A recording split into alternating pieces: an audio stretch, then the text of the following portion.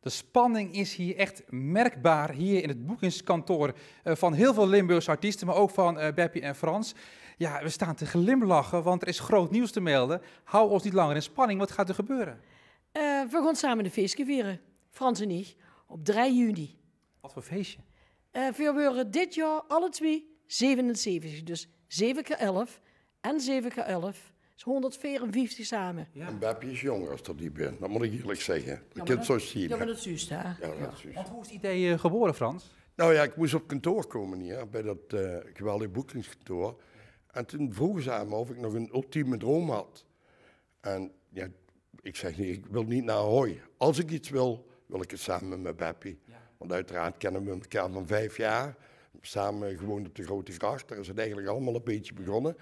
En toen, een paar jaar later, ging Beppie al zingen. Maar toen was ik nog gewoon niemand eigenlijk. En ik heb altijd een hoge pet voor op gehad. En ik heb haar altijd verdedigd. We waren echt 2 aparte mensen, maar die van elkaar hielden. En het is al eerder gebeurd, hè? Samen 100 is er geweest. We hebben samen 100 gevierd in 1996. Dus, en dat was een geweldig feest. Dus de lui die daar zijn geweest, die kunnen zich ook een beetje voorstellen wat gaat gebeuren nu op 3 juni in Fun Valley. Want dan gaat het gebeuren. Wat is er anders als toen?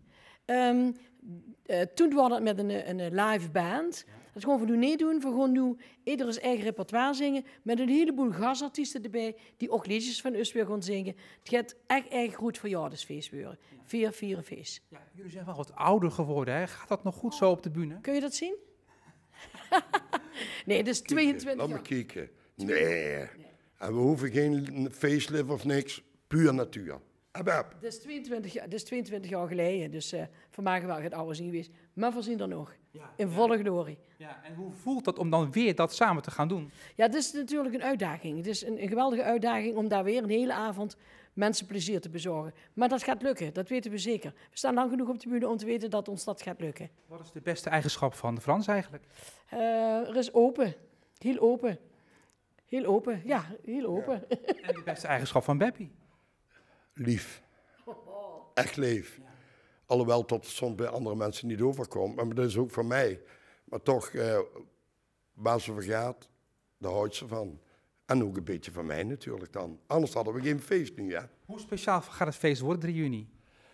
Ja, hoe speciaal? Wij gaan het vieren zoals we zijn en zoals we overal optreden. We maken er gewoon één groot volkfeest van. En dat is ja, ook de kracht natuurlijk van Beppie.